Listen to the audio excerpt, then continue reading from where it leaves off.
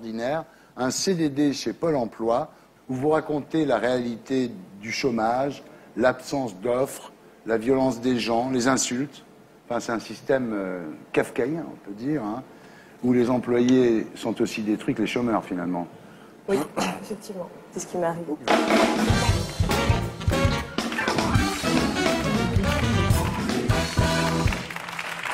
Marion, rebonsoir. Bonsoir. Vous êtes né en 1984 à Lyon, scolarité dans des écoles catholiques privées, bac littéraire, faites Hippocagne, mais vous abandonnez. Vous galérez un peu, vous vendez à un moment des baguettes et des croissants dans une boulangerie, vous vous ennuyez, vous passez un BTS édition à Paris, et vous retournez à Lyon, vous vous retrouvez au chômage. Et là, vous postulez pour bosser au Pôle emploi. Avec l'espoir secret quand même de ne pas être embauché. Oui, c'était pas vraiment ma formation, mais j'étais un petit peu au bout du rouleau, j'avais pas trop le choix. La presse parlait d'un recrutement de 1840 CDD. Je me suis dit pourquoi pas. J'ai passé un entretien très rapide, j'étais embauchée très vite. Ah, vous faites partie donc de ces 1840 CDD de 6 mois, embauchés en avril 2009 pour faire face à la crise, hein. Vous êtes affecté dans une agence de la banlieue sud de Paris. Oui. Et là, les surprises vont commencer. Oui, il y a vraiment une ambiance glauque. Quand je passe la porte de cette agence, on sent qu'on n'est pas le bienvenu. Et puis très vite, il y a une altercation à l'accueil. Une dispute entre des employés du Pôle emploi et une dame qui veut faire des photocopies. Voilà. Ça hurle, ça crie, enfin... Oui, ça commence mal. Alors, vous découvrez assez rapidement que personne n'est au courant de votre arrivée. Oui. Et les autres employés se plaignent car vous n'avez aucune expérience et pourtant vous êtes mieux payés qu'eux qui ont fait des concours, etc. Donc ça crée déjà des tensions, des jalousies. Quand on met dans la balance l'expérience, enfin l'ancienneté, finalement j'étais aussi mal payée qu'elle. Aussi mal payés, voilà. Alors il y a, oui, il y a 7 postes à pourvoir dans cette agence, donc voilà, ils ont pris à peu près n'importe qui, on peut le dire, Oui. sans vous vexer.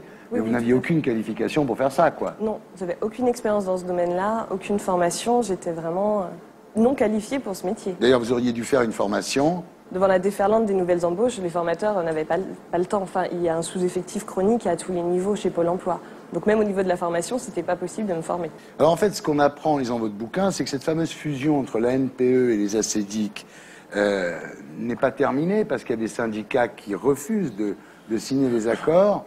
Et quand les demandeurs d'emploi viennent vous voir, vous êtes ex-ANPE, vous êtes obligé de les envoyer chez ex-ACDIC et vous leur faites des plans pour qu'ils y aillent. Finalement, Pôle emploi n'est qu'un logo sur une porte ou sur les convocations qu'on C'est de la envoie. com, en fait. Oui, c'est juste une image, mais derrière, rien n'existe. Alors, vous découvrez assez rapidement que les demandeurs d'emploi sont pas sympas du tout. Jamais bonjour, jamais rien, ils vous traitent assez mal, quoi. Oui, bah, en fait, on a l'image du fonctionnaire qui est dans une administration inefficace, qui fera rien pour ses demandeurs d'emploi, qui en plus a un travail à vie, qui est sûrement fainéant et très bien payé. Donc c'est une espèce de caricature, mais elle est dans l'esprit des gens. Et effectivement, quand ils arrivent dans l'accueil de cette administration, ils ont des soucis avec leur dossier, les choses se passent mal, on les méprise, on les maltraite, et forcément la personne qui est en face reçoit cette violence-là. Ouais. Et en l'occurrence, c'était moi. Il y a une fille qui s'est fait cracher au visage par un demandeur d'emploi quand vous étiez là, quoi. Oui, enfin moi j'ai été physiquement malmenée. Malmenée. Oui. Alors, question en productivité, vous avez 5 minutes par candidat, pas plus, hein. À l'accueil, oui. Au téléphone aussi. En sachant que les gens qui viennent à l'accueil, ils ont des problématiques assez complexes, ils ont un vrai besoin, une vraie demande, que ce soit un problème de dossier d'indemnisation ou au niveau de leur recherche d'emploi. En 5 minutes, on ne peut pas régler grand-chose.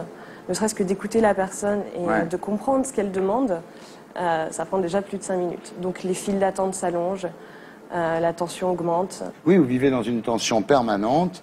Un jour, il y a un type qui arrive, qui a été radié, qui brandit sa radiation, et il vous dit « c'est quoi ça, comme ça ?» Et en fait, il ne s'était pas rendu au dernier entretien. Il tente de vous gifler, ce gars-là. Oui.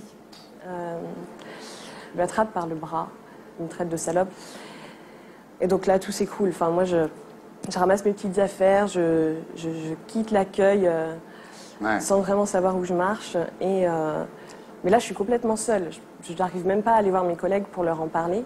parce que je sais que l'accueil, c'est comme ça. Alors voilà, donc un matin, vous prenez le métro et vos nerfs lâchent, vous vous retrouvez au terminus, vous rentrez chez vous et là, vous vous retrouvez en arrêt maladie, vous craquez quoi. Oui, au bout d'une semaine de travail.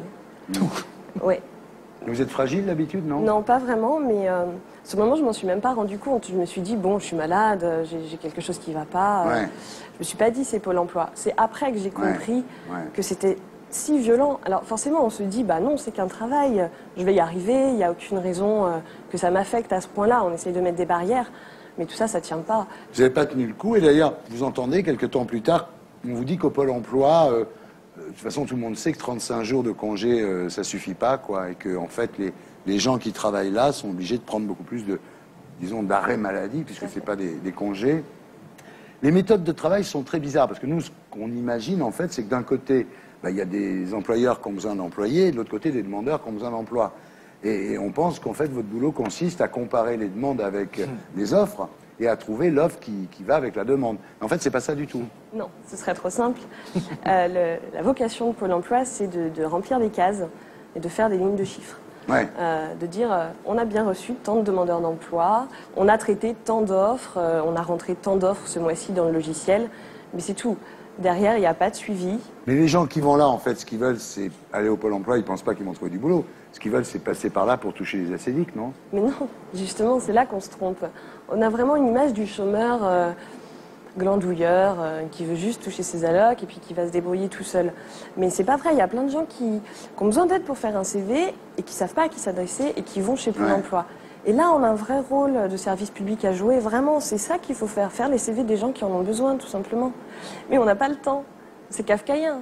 Alors, il y a le numéro de téléphone aussi, le 3949. Alors ça, c'est un numéro unique pour tous les chômeurs, mais il est payant. Alors, quand on a dit ça à Laurent Wauquiez, il a dit oui, mais c'est normal, comme ça, ça leur apprend, ça les responsabilise, etc. Il y a 350 000 appels par jour sur ce 3949, alors que, par exemple, Free ou SFR, c'est que 25 000. Oui. En même temps, c'est la logique de Pôle emploi. On met les gens à distance. On essaie de les recevoir le moins possible et on leur demande d'utiliser les outils comme Internet ou le téléphone. Enfin, il y a une vraie politique qui va dans ce sens-là. C'est-à-dire qu'en plus, il y a une attente folle. C'est-à-dire qu'à un moment, vous regardez le mouchard de votre téléphone, vous vous rendez compte qu'il y a 18 appels en attente. Pour ma ligne. Alors forcément, vous prenez le téléphone, la personne est déjà énervée, vous avez encore rien dit, mais c'est normal. Ah oui, si ça fait 1h30 qu'elle attend, oui, ça je comprends. Oui. Alors en fait, grosso modo, quoi, vous avez le sentiment de servir à rien, d'être une espèce de conseiller factice, et vous dites d'ailleurs, le Pôle emploi devrait recruter des comédiens, ça serait finalement plus simple. Et finalement, on me met à l'accueil et on me dit, fais semblant. Voilà un badge, tu vas faire semblant d'être un conseiller. Alors, le problème, c'est que certains demandeurs sont carrément fous. Oui, il y a des gens qui sont dans des situations psychologiques très sûr, graves. Très dur. Et l'accueil de Pôle emploi est ouvert à tous. Donc, c'est un des rares endroits où n'importe qui peut entrer sans payer ou sans avoir de rendez-vous. Donc c'est vrai qu'il y a une concentration de population très en détresse. Il y a notamment des sans domicile fixe qui viennent faire leurs toilettes le matin dans les toilettes publiques. Bon, c'est des choses qui ne posent pas forcément problème, mais c'est vrai qu'il y a beaucoup de profils de personnes qui ont des problèmes de drogue et des problèmes de violence qui viennent à Pôle emploi et qui sont en plus dans des situations de chômage. Donc, avec lesquels il faut arriver à faire quelque chose et c'est très difficile. Oui, ça supposerait aussi une formation pour la gestion de ce type de personnes. Regardez-moi, j'ai 24 ans, je suis toute jeune, je peux pas faire le poids, puis j'ai aucune crédibilité, moi, face à des gens qui ont un passé très lourd. Alors, vous avez sur votre ordinateur une petite icône, donc vous cliquez dessus quand ça devient grave, donc une espèce d'alerte, ce qui fait qu'à ce moment-là, tous vos collègues arrivent et pour vous protéger au cas où vous seriez physiquement agressé, quoi. Oui, il faut quand même pouvoir cliquer sur son ordinateur, ce qui n'est pas toujours évident. Surréaliste. Oui. Et donc là, tout le monde se rue, voilà. En priant pour que ce ne soit pas trop tard. Alors là, évidemment, ça vous tape sur le système, ce qui se comprend très bien quand on vous écoute. Deuxième arrêt maladie, cette fois antidépresseur. Et là, il y a une scène évidemment terrible avec un type qui était un habitué des absences et des avertissements, qui ne se rendait pas à ses rendez-vous, et qui vous dit, tu vas bouger ton cul ou je te casse la gueule, salope. En fait, à un moment, vous êtes pris dedans, donc vous vous rendez plus compte de la violence que vous subissez, parce que chaque jour, ça va crescendo.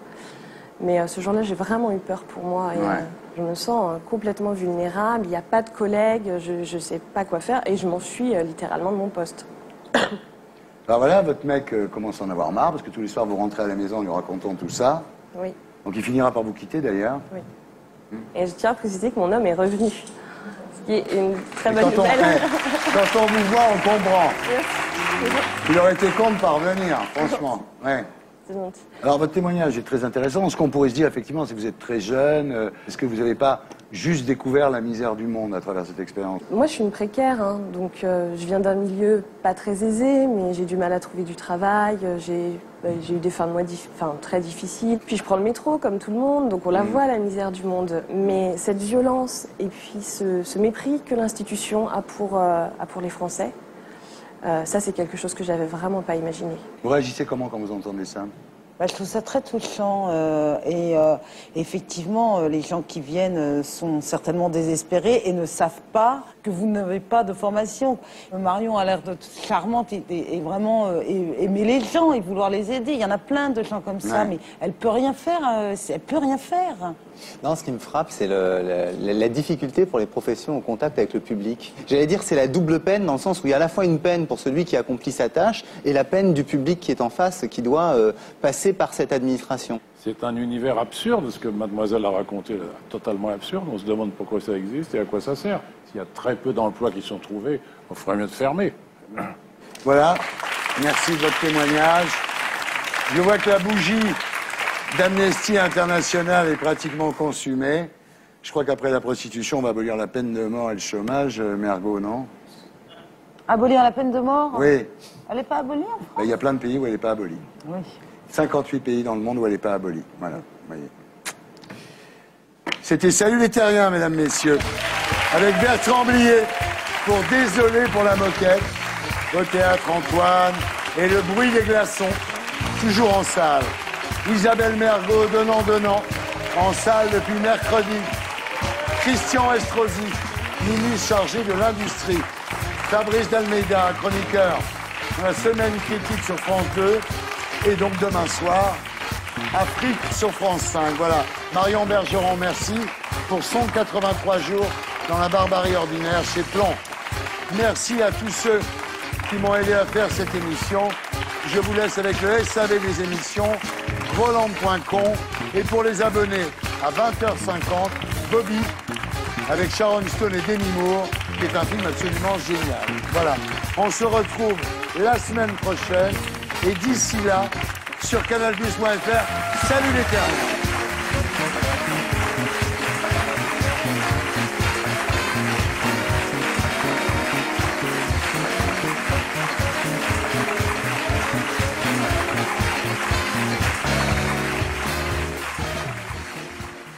Marion a l'air de charmante et vraiment aimer les gens et vouloir les aider. Il y en a plein de gens comme ça.